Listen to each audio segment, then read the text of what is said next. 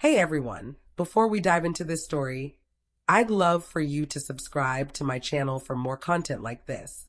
Now, let's get started. Under the warm glow of chandeliers in a Charleston reception hall, the kind of venue couples envision for their perfect wedding, the atmosphere buzzed with elegance. Crystal glasses chimed, candles cast a soft flicker, and 300 guests turned their attention as my sister, Vivian, stunning in her lace dress, took the microphone. I sat at a long table near the front, my outfit carefully selected. Graceful but understated, because this wasn't my moment. For months, I'd poured myself into planning every detail. The flowers, the string quartet, the intricate ice sculptures. My money had quietly made it all happen. I thought that night, at least, I'd earned a small pocket of calm. Vivian's smile was bright, her voice clear through the speakers. "Thank you all for being here to share this joy with us," she said, pausing as the room grew still with expectation. Then, with a playful spark in her eyes, she added, "And a special thanks to my forever single sister, Selena." Laughter swept through the crowd like a tide. Some guests chuckled politely.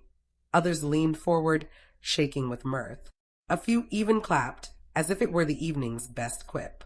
I forced a smile. Really, what else could I do? My face felt tight, my hands clammy against the napkin in my lap. The sound of 300 people laughing at me echoed in my head. Vivian continued, her tone sweet, but with an edge that stung. "She made all this possible. Guess staying single has its benefits, doesn't it?" The crowd laughed again, and she basked in their approval. I swallowed hard, keeping my expression steady. If anyone looked closely, they might have seen the truth in my eyes, but no one did. They were too caught up in her wit. The irony weighed heavy on me. This wedding, her dream day, rested on my silent sacrifices, yet I was reduced to a punchline. I folded my napkin carefully, focusing on my breath as Vivian handed the microphone to the maid of honor. Glasses clinked again, but the laughter still rang inside me, sharper than any words I could have said. In that moment, the familiar narrative of my life replayed. Vivian dazzling the room, me in the background, holding it all together. But shadows can hold more than quiet. Sometimes they hide truths no one expects. The laughter lingered, but my thoughts drifted to Savannah, where Vivian and I grew up. She was always the radiant one, even as a kid, knowing just how to tilt her head or flash a smile that won everyone over. Teachers loved her. Neighbors predicted she'd go places. I was the quiet one, the reliable daughter who never caused a stir. When the electricity bill was late, I babysat to cover it. When Dad's hours at the dock were slashed, I worked shifts at a diner to stretch our budget. No one praised those efforts. They were just expected. Mom fawned over Vivian's charm, buying her pageant dresses and cheering at every recital. My straight-A report cards hung on the fridge for a week before quietly disappearing. "Selena's steady," they'd say, as if consistency couldn't be remarkable. By high school's end, the roles were set. Vivian, the homecoming queen, floated on dreams of glamour. I juggled 2 jobs and saved for college, knowing no one else would. She was celebrated for her potential. I was relied on for responsibility. I didn't begrudge her sparkle, but my role felt scripted before I could question it. Be the foundation, keep things stable, stay in the shadows so Vivian could shine. Yet shadows can grow restless. Over time, I realized being overlooked gave me a quiet freedom. I could build without scrutiny, move without applause. I learned to carry burdens silently, turning invisibility into strength. Years later, when others still saw me as the dependable backbone, I was quietly laying the groundwork for something far greater than they could imagine. By 30, I'd accepted my role as the steady sister, the one who paid bills, showed up unasked, needed no spotlight. But I hadn't accepted being seen as someone waiting for a better life that would never arrive. That same year, a relationship I thought was solid crumbled overnight. Betrayal hurt, but instead of breaking me, it sharpened my focus. If love wasn't reliable, I'd build something no one could take away. I left Savannah for Charlotte, where I was a stranger. In a simple loft with brick walls and thrift store furniture, I launched Whitmore Strategies. It started small, consulting for businesses too modest for big firms. I understood systems, efficiency, and most of all, people who felt unseen. One contract grew into another, and soon I was acquiring struggling companies, turning them into successes. I worked quietly, making decisions without fanfare. My old sedan blended into parking lots, hiding the fact that the woman stepping out owned the building. The more I achieved, the less I shared. To my family, I was still the single sister, tinkering with work to fill time. To me, I was building something they couldn't comprehend. Months before Vivian's wedding, I closed my biggest deal, a controlling stake in Stanton Dynamics, a tech firm with national reach. By chance, it was where Graham, her fiancé, built his career. It felt like an unintended full circle, but I kept it to myself, knowing my family wouldn't care. When Vivian announced her engagement to Graham Alden, it was like the family had been waiting for it. He was polished, ambitious, always treating conversations like networking events. I saw why Vivian loved him. He mirrored her craving for admiration. Talk quickly turned to the wedding, not a simple affair, but a lavish Charleston vineyard estate with chandeliers and terraces, carrying a price tag that could have bought a home. No one asked if I'd help, they assumed I would. It was the same old script. I was the dependable one with money tucked away, though they never asked how I earned it. I watched costs mount, catering, flowers, an imported quartet, and quietly signed checks, letting funds flow from my business account like it was nothing. It wasn't nothing. Every dollar came from late nights, tough negotiations, and risks my family never imagined I could take. But to them, it was just my role as the older sister. One evening, as we finalized details, Vivian leaned back with a smirk. "At least you're part of something grand for once," she said, her tone almost warm, but cutting if you knew her like I did. The word stung, but I kept my face calm. I told myself it wasn't about me, that her day should be flawless. If my role was to fade, so she could shine, I'd play it as always. So I smiled, nodded, and covered one more invoice. Her dream was built on foundations she never noticed, and I reminded myself that silence can hold more power than it seems. The night before the wedding, the vineyard glowed with lanterns as family and friends gathered for the rehearsal dinner. Vivian moved through the room like royalty, Graham at her side, his arm possessive. I sat at a small table, sipping wine, content to observe. I didn't need the spotlight. After dessert, Vivian slid into the chair beside me, her perfume sharp, her smile calculated. "Selena," she said lightly, "tomorrow's a big deal. Promise me something." I raised an eyebrow. "What?" "Don't mention your little business," she said, her voice low, like it was a secret to hide. "Just say you're between jobs if anyone asks. Graham's boss, Robert Hale, COO of Stanton Dynamics, will be there.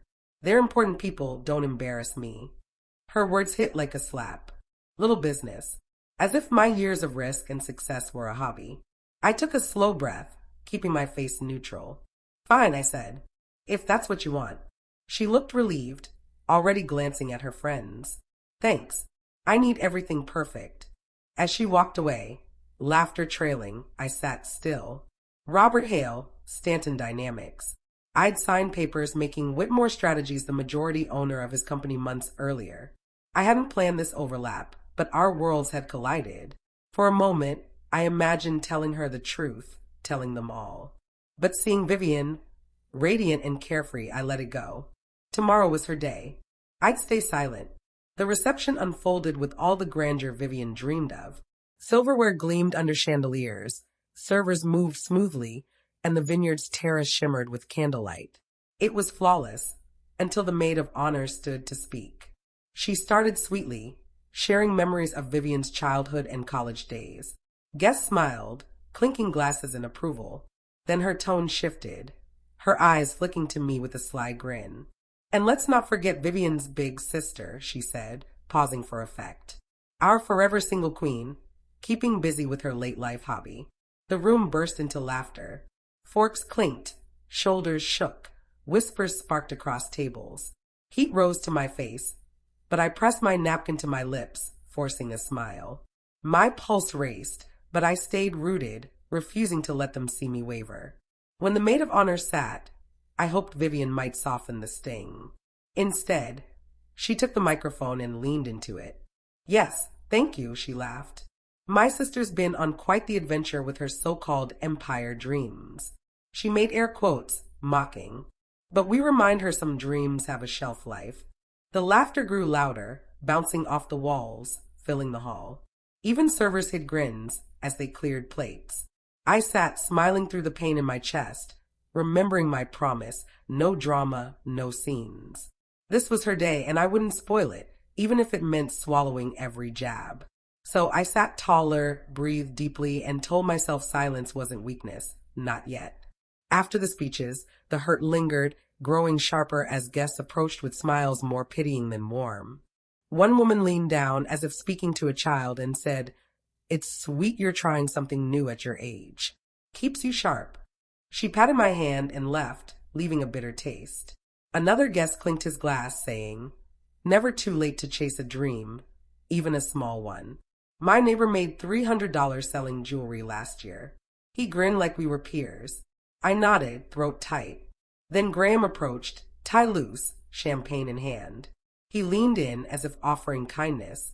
"Don't worry, Selena. Hobbies keep you busy. You've done great helping out." He patted my shoulder and rejoined his colleagues, laughing easily. I sat frozen, my fork still, my smile brittle. Every comment cut deeper than the public jokes. Graham's dismissal stung most. Then near the bar, I overheard Vivian's voice, low but clear. She'll always be the single sister playing at business. It's sad, but at least she feels important. Her bridesmaid giggled. Better than her calling you daily. Vivian laughed, unbothered.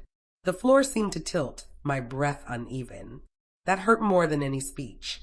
It wasn't just strangers who saw me as a failure. It was my sister, whose wedding I'd quietly funded. For the first time, I considered leaving, slipping into the vineyard's darkness, letting the night continue without me. I was nearly ready to go when Robert Hale appeared at my table. He carried himself with quiet confidence, his tone unexpectedly warm. "Miss Whitmore, I presume? I'm Robert Hale, COO of Stanton Dynamics. Graham mentioned you're in consulting." I hesitated, tempted to give the safe line Vivian demanded between jobs. But her laughter, her cruel whispers, burned too fiercely. So I met his gaze and said, "I work in acquisitions. My firm recently acquired Stanton Dynamics." His hand flinched, nearly spilling his champagne. He blinked, then studied me with new focus. "Stanton Dynamics? That was Whitmore Strategies." "Yes," I said calmly. "I'm S. Whitmore." His expression shifted from courtesy to respect. The reception's noise seemed to fade. He straightened, as if addressing someone of higher standing. "Ms. Whitmore," he said formally, the weight in his voice clear. His eyes scanned the room, guests still chuckling, Graham, Vivian. Disgust flickered on his face. "I had no idea you were here, enduring this," he said. I shrugged slightly, hiding the lingering ache. "It's my sister's wedding," I said softly. "Tonight's not about me." But his look said he disagreed, and I sensed something shifting, uncontainable. Robert Hale's jaw tightened as he glanced at the lingering smirks. Without a word, he set down his glass, walked to the stage, and took the microphone from the DJ. "Excuse me," he said, his voice sharp, slicing through the room. "I need to speak." The chatter stopped, glasses froze midair, 300 heads turned. "We've all laughed at Selena Whitmore tonight," he said, his gaze sweeping the crowd. "But most of you don't know she owns Stanton Dynamics and 5 other tech companies. Many of you," his eyes fixed on Graham's colleagues, "work for her." A gasp rippled through the room, shock spreading like wildfire. Guests shifted, glancing in disbelief. One man dropped his fork, another paled. Vivian's face went white, her smile gone. Graham looked gut-punched. I stayed seated, letting the silence grow. Then I stood, smoothed my dress, and walked to the stage. Hale handed me the microphone. "Yes," I said, voice steady. "I'm S. Whitmore of Whitmore Strategies." I stayed quiet because this was my sister's day, not mine. But when you mock someone's worth, remember this.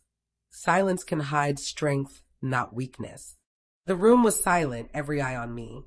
For the first time that night, I wasn't invisible.